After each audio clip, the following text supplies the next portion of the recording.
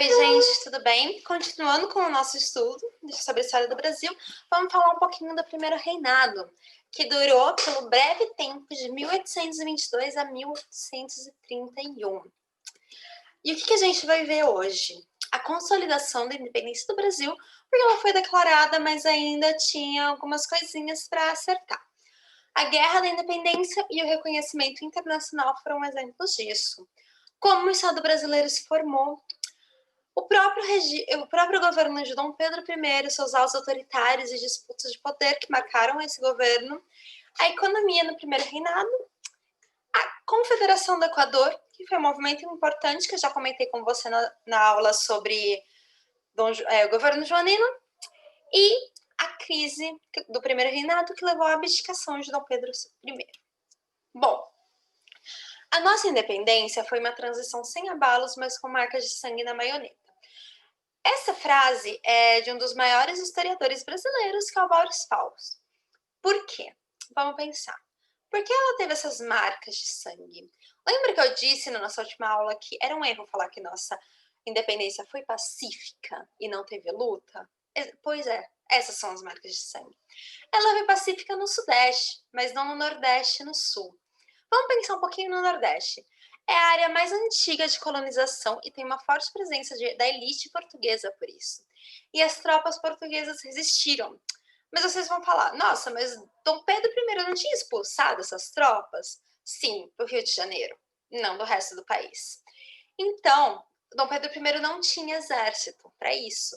Ele contratou mercenários, como exemplo temos o general Labatut e o Lord Cochrane, e precisou que a população também lutasse para ele. Depois que essa resistência portuguesa foi derrotada na Bahia, elas foram derrotadas no Maranhão, no Piauí e no Pará. E as tropas portuguesas também permaneceram na região da Cisplatina. E depois que elas foram expulsas, a gente vai ter um outro probleminha na região, que foi a Guerra da Cisplatina. E por que foi também uma transição sem abalos? Porque apesar dessas lutas internas, não foi um processo tão demorado, não se estendeu por tanto tempo assim. E nossa independência foi sim uma articulação entre Dom Pedro I e uma elite que não queria mudanças estruturais. Pois essa elite temia que um processo abrupto de independência levasse a uma fragmentação territorial e mudanças sociais, como a abolição da escravidão. E essa elite entendeu que a figura de Dom Pedro I, que era conhecida em todos os cantos do país, seria importante, porque o país teria alguma coisa em comum para se unir, que era a figura do imperador. E a própria monarquia seria forte para conter essa possível separação territorial e para conservar a ordem. Aqui a gente tem um mapa que mostra a nossa guerra de independência. Em azulzinho a gente tem as tropas portuguesas e aqui as tropas brasileiras. Aqui também embates navais, as tropas que foram expulsas do Rio de Janeiro também. Aqui na Bahia, Pernambuco, Maranhão, Pará e aqui na província da Cisplatina. Bom, agora vamos falar das nossas heroínas da independência. 3 mulheres baianas. Primeiro, Maria Quitéria, que é a mais famosa. Pelo menos eu só conhecia a Maria Quitéria das 3, até preparar essa aula para vocês. Antes de ser descoberta como mulher, Maria Quitéria foi conhecida como Soldado Medeiros. O que Maria Quitéria fez? Ela fingiu ser um homem, roubou as roupas do cunhado, fugiu de casa e se alistou no exército da Bahia para combater os portugueses. Quando ela foi descoberta, ela não foi expulsa, mas sim promovida por bravura, porque o seu general reconheceu o valor de Maria Quitéria em campo. Quando a tropa que ela fez parte voltou em êxito vitoriosa para a Bahia, ela foi homenageada e saudada pela população. Então a gente tem na Maria Quitéria a primeira mulher a sentar praça numa unidade militar das Forças Armadas brasileiras e a entrar em combate no Brasil. Em 1996, ela foi reconhecida como patronesse no quadro complementar dos oficiais dos exércitos brasileiros e todo quartel militar precisa ter uma foto dela. Ela, inclusive, tinha uma farda própria, com saia, então, e ela foi uma figura muito importante, ela foi fundamental. Aqui a gente tem outra mulher, Maria Felipa de Oliveira, uma ex-escrava, marisqueira, pescadora e capoeirista, ou seja, ela era bem pobre. e ainda negra, que isso representa como as minorias foram importantes nesse processo de independência. O que ela fez, a Maria Felipa? Ela liderou um grupo composto por outras mulheres negras, e esse grupo seduziu portugueses que tinham chego para invadir de barco. Elas seduziram esses portugueses e deram uma surra de cansação neles, depois que eles tiraram as roupas. O que é uma surra de cansação? É uma planta que causa coceira, e depois disso, elas queimaram mais de 40 navios. E a atuação da Maria Felipa de Oliveira foi decisiva para a vitória brasileira na Bahia. Por fim, a gente tem a Joana Angélica de Jesus, que foi a primeira morta desse conflito na Bahia. Ela era uma abadesa. A abadesa é a freira que ocupa o cargo mais alto num convento. E ela foi assassinada com 60 anos por soldados portugueses que tentaram entrar à força no convento que ela era abadesa, o convento da Lapa, em Salvador. A sua morte causou muita revolta e serviu como estopim para o começo da Guerra de Resistência dos brasileiros na Bahia. E ela foi a primeira mártir da grande luta que durou até 2 de julho de 1823. Inclusive, na Bahia, a independência é comemorada apenas nesse dia, e não no 7 de setembro de 1822. Agora vamos falar um pouco do reconhecimento externo da independência, porque tão importante quanto vencer essa luta interna pela independência eram os outros países reconhecerem o Brasil como independente, porque as relações dos países são internacionais. O Brasil precisava ser reconhecido como um país para poder se inserir como um país e não mais como integrante ao Reino Unido nessa ordem mundial. Bom, quem foi o primeirão que reconheceu nossa independência? Mas apenas em 1824, 2 anos depois. Estados Unidos, que foi o primeiro país independente na América, e os Estados Unidos estavam em pleno crescimento e a caminho da industrialização, e precisava aumentar esses mercados consumidores. Aí ele voltou-se para a América Latina, porque era difícil concorrer na Europa com a Inglaterra. Nessa época, os Estados Unidos, o presidente Monroe fez a doutrina Monroe. O que essa doutrina significava? Ela foi resumida pela frase "a América para os americanos", e tinha 3 pontos básicos: que a Europa não ia criar novas colônias na América, não ia interferir nos assuntos internos dos países recém-independentes. Ao mesmo tempo, os Estados Unidos não interfeririam em conflitos da Europa com suas colônias. Mas essa doutrina é ambígua. Por quê? Muitos países da América Latina entenderam que essa doutrina representava os ideais liberais de que os próprios americanos deveriam gerir e governar na América. E, de certa forma, sim. Mas também pode ser entendida como América para os americanos da América do Norte, porque até hoje os estadunidenses se denominam americanos. Então, ao mesmo tempo que essa doutrina pode ser uma defesa da independência, ela significa que a América não vai mais ficar sob domínio inglês, mas sim sob domínio dos americanos ao norte. E, apesar dos Estados Unidos estarem tentando fazer esse contato com o Brasil, ele só foi efetivado no século seguinte, no século XX. E o Brasil e a América do Sul permaneceram sob influência inglesa no século XIX. Embora os Estados Unidos tivessem uma influência forte no México e na América Central. Outros 2 países que foram importantes para o reconhecimento dessa independência foi, lógico, Portugal, que era a nossa metrópole, mas para isso foi necessária uma mediação da Inglaterra. E no final, Portugal concordou reconhecer nossa independência, desde que a gente pagasse 2 milhões de libras e concordasse que a gente não ia interferir em nenhuma revolta de outras colônias portuguesas pela independência. Bom, por que essa indenização? Porque, segundo Portugal teve muitos gastos com o Brasil, principalmente na época do governo joanino. Porque Portugal esqueceu de todo o dinheiro que ela conseguiu graças à exploração do Brasil, mas tudo bem, foi esse o argumento. E essa não interferência porque o Brasil tinha algumas relações com as colônias africanas e podia ter essa influência também. Bom, o Brasil concordou. E de onde veio esses 2 milhões de libras que a gente estava com o cofre falido, teve que gastar com essa guerra de independência interna?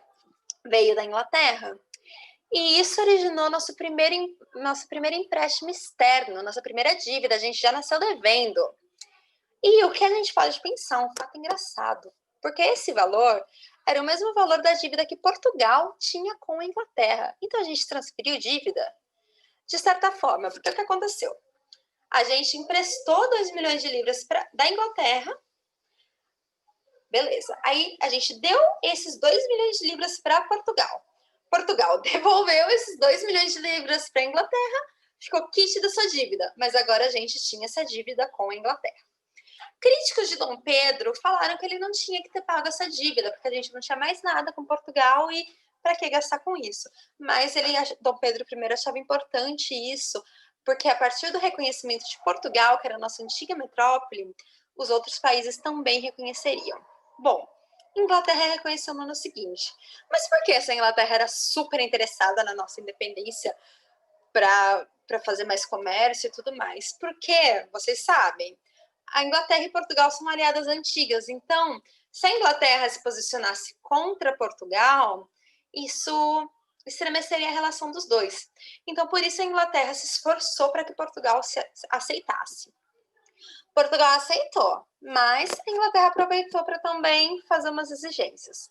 Então, o Brasil teve que renovar aqueles tratados de 1810, lembram? O de comércio, navegação e aliança e amizade, por mais 15 anos. E o Brasil teve que se comprometer que extinguiria o tráfico negreiro até 1830, o que não aconteceu. Bom, agora vamos falar da formação do Estado. Foi criado em 1823 uma Assembleia Constituinte com o objetivo de criar uma Constituição do Império. E os eleitos para isso tinham uma postura liberal, defendiam uma monarquia constitucional e limites para o poder do imperador. Mas Dom Pedro, lembra que eu falei para vocês que Dom Pedro gosta do poder? Dom Pedro tinha uma postura centralizadora e autoritária. E ele achava que ele tinha que ter mais poder que os outros? Sim. E essas desavenças já foram vistas na abertura da sessão, quando Dom Pedro declarou que assinaria a Constituição caso ela fosse digna do Brasil e dele próprio. E isso estabeleceu uma disputa constante do primeiro reinado. Elites versus Dom Pedro. Maior autonomia, maior força do legislativo maior força do legislativo versus Dom Pedro. Centralismo, maior força do executivo. A gente vai ver melhor. Essa Assembleia Constituinte, a Constituição que ela estava querendo criar, ficou conhecida como a Constituição da Mandioca. Por quê? Porque ela determinava voto censitário. Mas essa medida de renda era medida por alqueire de mandioca, que era o principal produto da mesa brasileira e quase todo mundo tinha em casa. Ela também dividia uma tripartição de poder e os deputados que estavam criando essa Constituição não queriam dar o poder de dissolver a futura Câmara dos Deputados para o imperador e nem de veto absoluto sobre as leis. Então Pedro não gostou nada disso.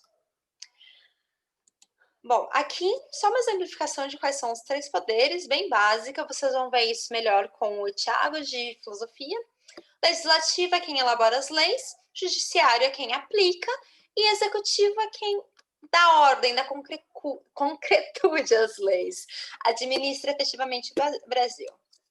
Bom, e o que Dom Pedro fez que ele não gostou de não ter poder de dissolver a Assembleia, de dissolver a Câmara de Deputados e de veto? Ele dissolveu a Assembleia Constituinte, simples assim. Num evento conhecido como Noite da Agonia, no dia 12 de novembro de 1823, Dom Pedro recorreu à ajuda de tropas militares e dissolveu de maneira forçada a Assembleia. Prendeu vários dos deputados presentes. E foi a única vez que isso aconteceu, de deputados serem presos dentro de uma Assembleia. E depois disso, dessa dissolução violenta que mostrou o caráter bem autoritário, violento e centralizador de Dom Pedro, ele chamou um grupo de juristas para fazer uma nova Constituição, que seria a nossa Constituição outorgada de 1824. O que significa uma Constituição outorgada? Essa Constituição ela é diferente da promulgada. A promulgada é feita pela população ou por representantes da população. A nossa Constituição atual é promulgada. E depois ela passa por um processo de elaboração. A outorgada não, ela é feita de cima e imposta. Por isso, essa charge de Dom Pedro colocando um livro no berço e falando vai se chamar Constituição. Porque ele fez, ela veio de cima, ela foi imposta pelo imperador. E quais as características dela? Ela determinava a divisão de 4 poderes, não de 3 poderes, que é a divisão básica de Montesquieu, que vocês também vão ver com o Tiago. Que estranho! E quais eram esses poderes? O executivo, o legislativo, o judiciário e moderador. Esse poder moderador é uma marca distintiva dessa Constituição. Ela vai ficar vigente até o final do Império e demonstra, mais uma vez, a autoridade e centralização de Dom Pedro. Bom, a gente vai falar um pouco melhor dele depois. Determina que o governo será monárquico, hereditário e constitucional. Cria uma nobreza, mas não aristocracia. Por quê? Porque o imperador, ele daria títulos às pessoas, mas esses títulos não seriam hereditários, que é o que configura a aristocracia. A Igreja Católica Romana seria oficial do Império. Outras religiões são permitidas desde que não tenham nenhum ato externo, ou seja, dentro de casa. Também Dom Pedro adotou um regime de padroado, que é a nomeação de bispos por ele mesmo, e beneplácito, que significa beneplácito, que qualquer ordem do Papa só valeria no Brasil se o imperador aceitasse. Guardem isso do beneplácito, porque vai ser importante no final do segundo reinado. Depois eu volto nisso. O voto seria indireto censitário, a divisão do país seria feita em províncias e o próprio imperador nomearia os presidentes e conselhos gerais dessas províncias, os senadores, membros do Supremo Tribunal de Justiça. E não se previa a formação de governos autônomos das províncias, que eram o que a elite mais queria. E, pelo contrário, essas províncias seriam muito controladas pelo Dom Pedro, que seria quem nomearia esses presidentes. O poder legislativo é dividido entre a Câmara dos Deputados, que é um cargo temporário, e o Senado, que é um cargo vitalício, de membros indicados pelo imperador. E nada dispunha sobre os escravos. Uma coisa ou outra sobre escravos libertos. Bom, e como que era o voto na Constituição? Ele era censitário e indireto. Censitário, porque só podia votar e se candidatar se você tivesse uma renda básica. E indireto, por quê? Porque não era igual hoje, que a gente vai e vota direto em quem a gente quer que seja presidente, governador e tudo mais. A gente votava em quem ia votar pra gente. Então, como que era isso? Tinha um eleitor primário, que precisava ser maior de 25 anos, não podiam ser criados de servir, podia ser escravo liberto. Mas você tinha que ter uma renda anual de 100 mil réis, que era um pouco difícil de algum escravo liberto ter. Bom, esse eleitor primário votaria num corpo eleitoral. E para você ser candidato a corpo eleitoral, você teria que ter, além desses requisitos para o eleitor primário, uma renda anual de 200 mil réis e dessa vez não podia ser escravo. Esse corpo eleitoral votaria no deputado ou elaboraria uma lista tríplice de senadores. Bom, voltando para os deputados. O corpo eleitoral vota nos deputados e para você ser candidato a deputado, além de todos os outros requisitos, você precisa de uma renda mínima anual de 400 mil réis e ser católico. Aí você podia se candidatar a deputado. Então, o eleitor primário elegia o corpo eleitoral e o corpo eleitoral elegia o deputado. Bom, senador. Cada província apresentava uma lista tríplice para o imperador. Dessa lista tríplice, o imperador escolheria quem ocuparia o cargo de forma vitalícia. Inclusive, essa vitalicidade do Senado, que vocês sabem que hoje, enquanto o deputado tem um mandato de 4 anos, o senador tem de 8. É resquício disso, que antes era um cargo vitalício, que tem essa ideia de aumentar o tempo para senador. Mais ou menos isso, não é bem isso, mas é mais ou menos. Então, a eleição de senador era dessa forma. O eleitor primário votava no corpo eleitoral, que elaborava a lista tríplice, que o imperador escolhia. Então, aqui está um esqueminha do voto também. Bom, e o poder... Desculpa. Outra coisa que a Constituição trouxe foi a instituição do Conselho de Estado. E o que era esse Conselho de Estado? Era composto por homens maiores de 40 anos, renda superior a R$ 800.000, indicados pelo imperador também de caráter vitalício, e eram consultados em negócios graves, como guerras, e medidas gerais de administração, como ajustes de pagamento. E agora vamos a ele, o poder moderador. Grande diferencial dessa Constituição. Foi inspirado nas ideias de Benjamin Constant.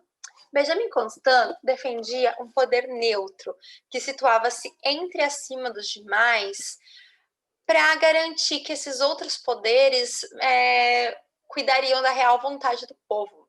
Só que esse poder não seria... ele seria uma divisão do executivo. Quem tivesse no poder moderador não seria o mesmo que o executivo. Só que no Brasil essa separação não foi eficaz.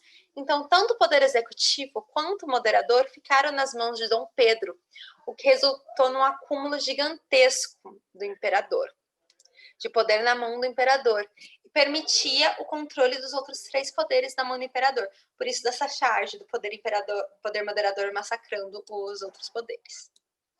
Aqui também um quadro dos poderes políticos do nosso império. Poder moderador, o Conselho de Estado aqui auxiliando, o poder moderador acima dos outros 3 poderes, que estão na mesma linha, que é o certo da divisão dos poderes, e a divisão. No poder legislativo, o Senado era controlado por Dom Pedro I, porque ele escolhia em caráter vitalício. Câmara dos Deputados, não, ela tinha bastante membros da elite. Aqui no poder executivo, presidentes da província e conselhos gerais das províncias, também controlados por Dom Pedro, que era ele quem escolhia. Poder Judiciário, Supremo Tribunal de Justiça. Quem escolhia o Supremo Tribunal de Justiça? Dom Pedro I. Bom, e como ficou a economia no primeiro reinado? Vocês lembram que foi mantido o modelo exportador e trabalho escravo. Só que, ao contrário de alguns anos da nossa colônia, os produtos estavam com baixo desempenho no mercado. Tanto pela instabilidade que a Europa estava vivendo, tanto pela alta concorrência. Que o açúcar, além da concorrência com açúcar de cana das Antilhas, estava concorrendo com a beterraba, que agora a Europa passou a produzir açúcar de beterraba. Tabaco, couro e algodão também tiveram algumas quedas. E o próprio Brasil estava sem dinheiro. Dom João VI voltou para Portugal e levou o Tesouro Real. Tanto que em 1829 o Banco do Brasil faliu. A moeda estava instável, os salários eram atrasados, o custo de vida estava alto. Aí, como eu já disse, da instabilidade da Europa.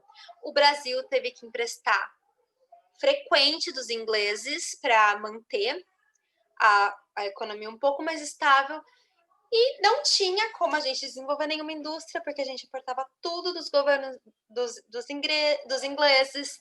A renovação dos tratados de 1810 prejudicou ainda mais esse surgimento de indústrias. No final da década de 30, a gente começou a ver uma esperança com o despontamento do café no sul do Rio de Janeiro e Vale do Paraíba. Inclusive, o café vai ser o principal produto do segundo reinado do Brasil República. Aqui uma charge de pessoas comemorando a independência e uma criança perguntando: o que é isso, mãe? Deve ser um novo produto inglês, porque a gente tinha 1000 produtos ingleses que a gente nem sabia o que fazer com eles. Bom, agora vamos para o primeiro conflito oriundo dessa Constituição outorgada. Não só dessa Constituição outorgada, que foi a Confederação do Equador de 1824. Foi, em suma, uma reação dos atos arbitrários de Dom Pedro I. E lembra que eu comentei dela com vocês quando eu falei da Revolução Pernambucana de 1817?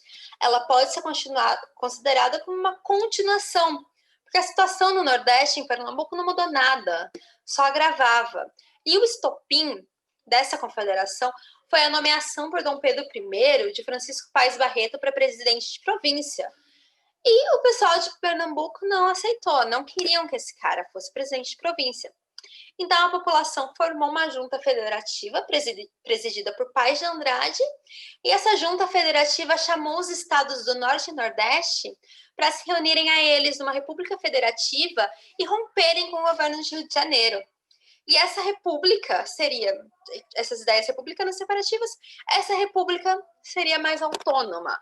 Cada província teria autonomia dentro dessa república.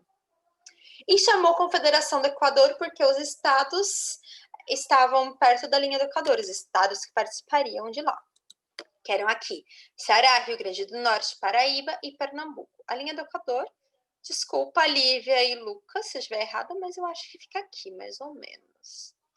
Bom, e o que aconteceu com esse movimento? Foi fortemente reprimido por Dom Pedro I. Ele chegou com tudo, ele usou a força dos mercenários e a repressão foi violenta. Prenderam e executaram diversos dos líderes dos movimentos. Frei Caneca, que também foi um líder da Revolução Pernambucana, lembra que eu falei que os líderes, alguns foram os mesmos? Ele foi condenado à forca. Só que o Carrasco se recusou a enforcar o Frei. E ele foi fuzilado. Pode parecer uma incoerência isso, ele não podia ser enforcado, mas podia ser fuzilado.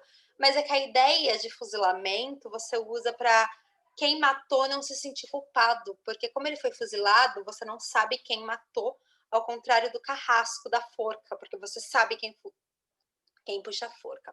Bom, e essa repressão violenta e o assassinato do Frei Caneca causou ainda mais revolta nessa área do Brasil, que já estava historicamente insatisfeita com a família real. Bom, e quais são esses elementos da crise do primeiro reinado? A gente pode pensar que a Noite da Agonia, que foi a dissolução forçada da Assembleia Constituinte, foi o marco inicial desses acontecimentos interligados, que eu vou comentar agora, que minaram a imagem de Dom Pedro I. Junto com a Noite da Agonia, a Confederação do Equador reforçou ainda mais esse caráter absolutista e centralizador do imperador. A economia também estava debilitada, não tem como a gente ficar feliz com a economia debilitada. E, além disso, desse cenário que já estava se desenhando, vocês vão perceber que essa crise vem desde o comecinho. Desde 1823, quando Dom Pedro foi formar nosso estado, essa crise do primeiro reinado vai até 1831.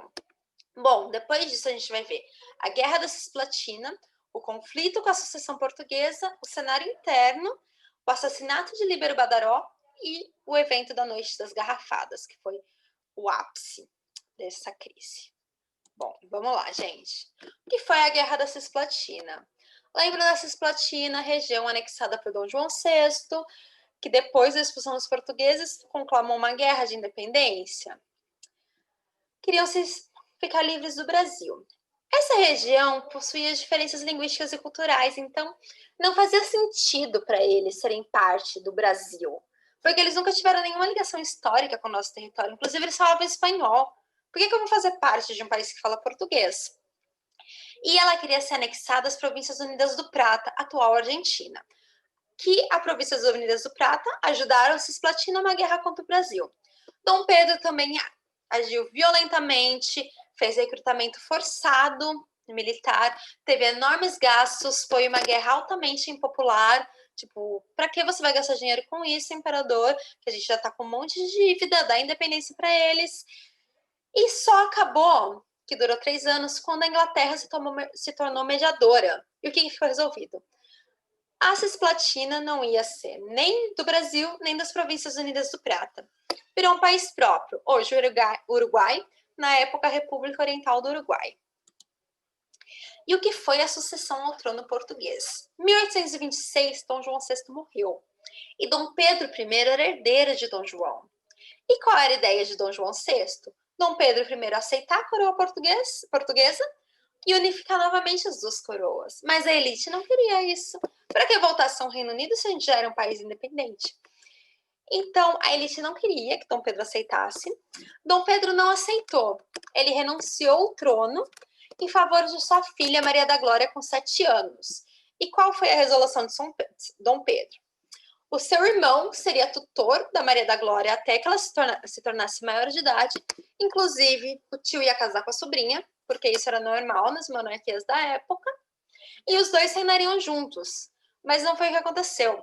Quando Maria da Glória chegou em Portugal, o seu tio e sua avó, Carlota Joaquina, a sequestraram, deram um golpe, e Dom Miguel virou o rei de Portugal. Se proclamou rei de Portugal, apoiado por uma nobreza, porque eles visavam restabelecer a ordem anterior a 1820, absolutista. O que Dom Pedro I fez? Foi socorrer a filha e iniciou uma luta contra o irmão pela coroa portuguesa. E foi impopular pra caramba, porque a elite brasileira pensava: o Brasil não tem mais nada a ver com Portugal. O que interessa pra gente é que a coroa portuguesa não passou para quem devia. A gente está endividado, a gente não tem dinheiro para lidar com isso. E isso aumentou a crise econômica do Brasil e aumentou a insatisfação com o imperador. Tanto que esse conflito continuou até que Dom Pedro I retornou para Portugal, fez uma revolução contra o seu irmão e restaurou a coroa portuguesa. E é engraçado que em Portugal a imagem de Dom Pedro é completamente diferente da brasileira, da que ele tem no Brasil. Ele foi visto como alguém que libertou Portugal de um rei tirano que não tinha direito a essa coroa. Bom, voltando para o nosso país, como que era o cenário interno no primeiro reinado? Também refletia a briga do imperador com a elite, porque tinha uma parte da elite que apoiava o imperador, que ficou conhecido como Partido Português. Aqui a gente tem uma racha entre Partido Português e Partido Brasileiro. Só que a gente tem que pensar em partido, não no sentido literal. Era mais, como a gente tem hoje de partido político, era mais um grupo de pessoas que tinham ideias parecidas. Não necessariamente o Partido Português só tinha portugueses e o Partido do Brasileiro só brasileiros, mas acabou ficando uma simplificação metodológica. Bom, o Partido Português era composto por membros mais conservadores e eles defendiam uma centralização política e de poder nas mãos do imperador. E eles eram fortes no Senado, lembram? Porque Dom Pedro escolhia os senadores. E aliados aos grandes comerciantes da corte. Já o Partido Brasileiro eram mais liberais, defendiam ideias mais liberais, como um governo constitucional, e queriam uma maior autonomia provincial e uma menor centralidade. E eram fortes na Câmara dos Deputados, porque lá Dom Pedro não escolhia os membros, eram as próprias elites que votavam. E formados por grandes fazendeiros e médios e pequenos comerciantes. E essa era a disputa no cenário interno, que também estava instável, era mais um elemento de crise. Bom, agora a gente tem o assassinato de Líbero Badaró, que aconteceu em 1830. Quem era Líbero Badaró? Era um jornalista, um dentre vários jornalistas que criticavam Dom Pedro e seu governo, porque lembram que Dom João VI trouxe a primeira imprensa para o Brasil? Agora a gente tem jornal aqui, agora a gente tem críticos políticos. E Líbero Badaró era um crítico contundente de Dom Pedro I e seu governo. Ele publicava seus escritos no jornal Observatório Constitucional. E ele foi o primeiro jornalista a morrer por causa do que ele escrevia. O que o Líbero fez? Ele convocou uma manifestação para comemorar a abdicação de Carlos X, que era o rei da França. O que aconteceu nesse ano na França?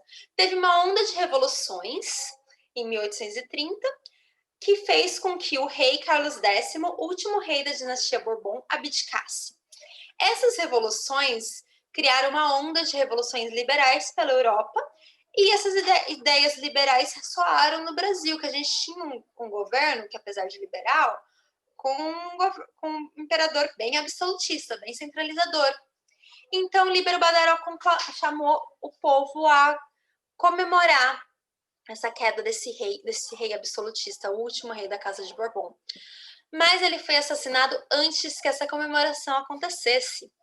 E como ele era um crítico contundente, um dos principais críticos de Dom Pedro I, seu assassinato foi imediatamente ligado à morte do à figura do imperador. Dom Pedro I foi entendido como mandante do assassinato de Líbero Badaró. Até hoje não tem nenhuma comprovação histórica disso, mas na época vocês podem imaginar.